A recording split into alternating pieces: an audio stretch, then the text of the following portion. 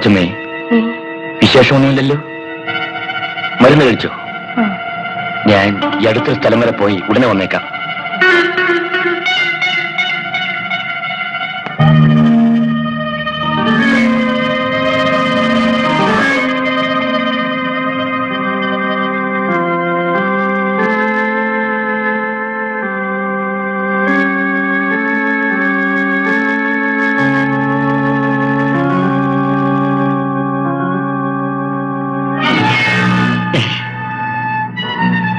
നിങ്ങൾ മരിച്ചില്ലായിരുന്നു. അപ്പോൾ അവിടെ നിങ്ങൾ നടത്തിയതൊരു നാടകമായിരുന്നു. കൊള്ളാം. നിങ്ങളെ കാട്ടിൽ ഒളിച്ചു വെച്ചിട്ട് ഞാൻ കൊന്നുവെന്നെ പേരിൽ കുറ്റാരോപണം. എണീക്കൂ, എണീക്കാൻ. ഇപ്പൊ തന്നെ പോലീസ് സ്റ്റേഷനിലേക്ക് പോകണം. അവിടെ വെച്ച് നിങ്ങളെ കൊണ്ട് സത്യം മുഴുവൻ ഞാൻ പറയിപ്പിക്കും. അവരെ വിടും. അപ്പൊ നിങ്ങളും ഗോപാല മുതലാളിയുടെ കൈയാളാണല്ലേ? ഞാൻ പറയുന്നത് കേൾക്കും. അവരെ വിടൂ. ഇല്ല, അവരെന്റെ കൂടെ വന്നേ പറ്റൂ. അവരെ കൊണ്ടുപോകാൻ സമ്മതിക്കില്ല. കൊണ്ടുപോകും. അവരെ വിടാൻ.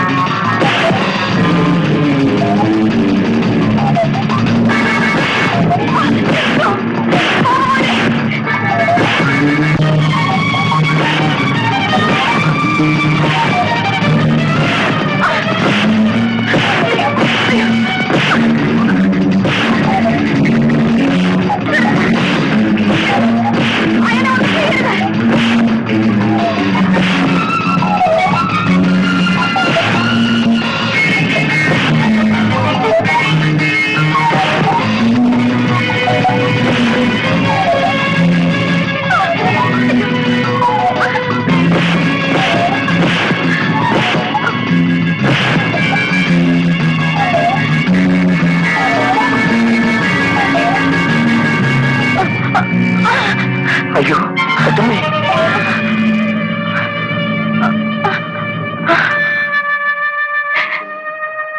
ബാബുവൻ കുഞ്ഞായിരുന്നപ്പോ എന്റെ ഈ കാലുകൊണ്ട് മോനെ ഞാൻ ചവിട്ടിയില്ലേ, അതിന്റെ ശിക്ഷയാണിത്. ഗോപാലിന്റെ കുത്തേറ്റത് കൊച്ചമ്മയുടെ നട്ടെല്ലിനാണ്. ജീവൻ രക്ഷിച്ചുവെങ്കിലും കാലിന്റെ സ്വാധീനം നഷ്ടപ്പെട്ടു. എപ്പോഴും ചികിത്സയിലാണ്. അതുകൊണ്ടാണ് ഞാൻ ബാബുവിനെ തടഞ്ഞത്. എനിക്കൊന്നും മനസ്സിലാവുന്നില്ലല്ലോ. ഞാനെല്ലാം പറയാം കുഞ്ഞെ. ഞാൻ മാധവി കൊച്ചമ്മയുടെ റിക്ഷക്കാരനായിരുന്നു. ഒരു ദിവസം മണിമംഗലം ഭവാനിയമ്മയെയും കുഞ്ഞിനെയും കൊല്ലാൻ ഗോപാലൻ എന്നോട് ആവശ്യപ്പെട്ടു. ചെയ്യില്ലെന്ന് ഞാൻ തറപ്പിച്ചു പറഞ്ഞു. അയാൾ എന്നെ കൊല്ലാൻ തയ്യാറായി. എന്റെ ജീവന് വേണ്ടി ഞാൻ മറ്റൊരു ജീവൻ ബലികഴിച്ചു. പാവം ജാനകി. ഭവാനിയമ്മയും കുഞ്ഞും എന്റെ ആഗ്രഹം പോലെ രക്ഷപ്പെട്ടു. ജാനകിയുടെ കൊലപാതകി എന്ന പേരിൽ ഗോപാലൻ എന്നെ പോലീസിൽ പിടിപ്പിക്കാൻ ശ്രമിച്ചു.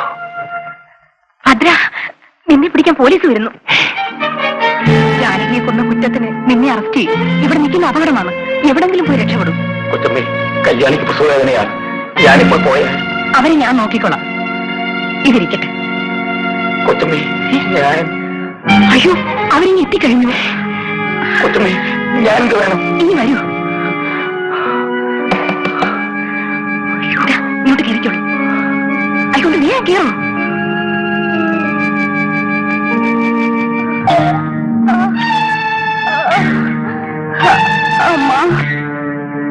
ഇതാണ് സാർ.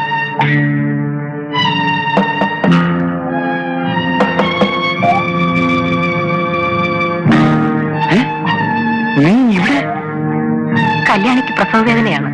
സഹായത്തിന് മറ്റാരുമില്ല. ഇത് ഭദ്രന്റെ വീടല്ലേ? അവനോട് പുറത്തേക്ക് വരാൻ പറ. ഭദ്രൻ ഇവിടെ ഇല്ല. അത് പേര് പരിശോധിക്കാം. അകത്തൊരു സ്ത്രീ പ്രസവിക്കാൻ കിടക്കുന്നു. പുരുഷന്മാർ അവിടെ നടക്കാൻ പാടില്ല. മാധവി, പോലീസ് ജോലി കിട്ടിയോ?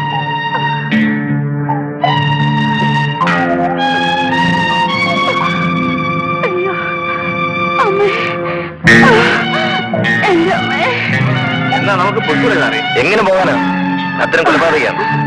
അയ്യോ.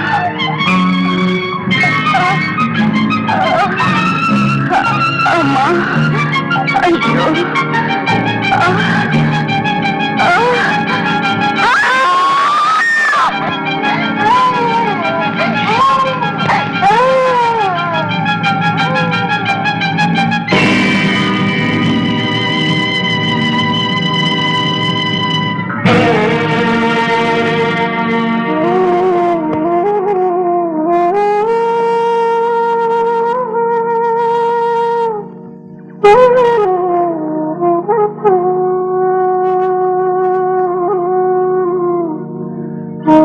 ഭദ്രം പോവൂ, എവിടെങ്കിലും പോയി രക്ഷപ്പെടും.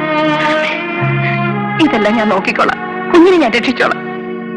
വേണ്ട കുട്ടുമ്പി, എന്റെ കുഞ്ഞിനെ ഇങ്ങ് തരൂ.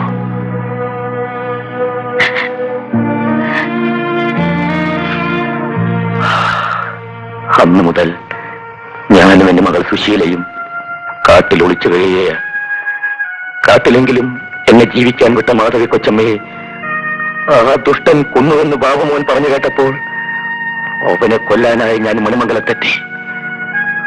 ആശുപത്രിയിൽ അപകടാവസ്ഥയിൽ കിടന്നിരുന്ന മാധവി കൊച്ചമ്മയെ വകവരുത്താനായി അയാളപ്പോൾ ഗൂഢാലോചന നടത്തുകയായിരുന്നു. ഞാൻ ആശുപത്രിയിൽ പാഞ്ഞെത്തി.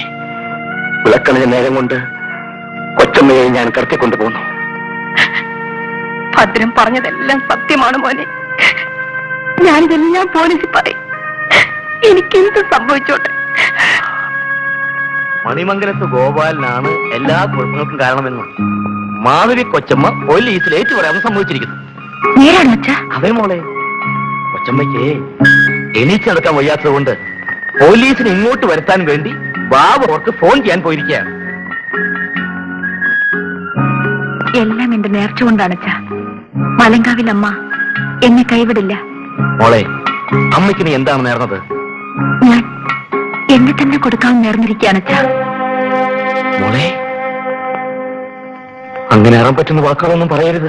അയ്യോ, അച്ഛൻ പേടിച്ചു പോയോ? പാവം ബാബുവേട്ടൻ എല്ലാ ആപത്തിൽ നിന്ന് രക്ഷപ്പെട്ടു വന്നാൽ മലങ്കാവിൽ അമ്മയ്ക്ക് ഞാനൊരു മുടിയേറ്റ് നേർന്നിട്ടുണ്ടച്ചാ.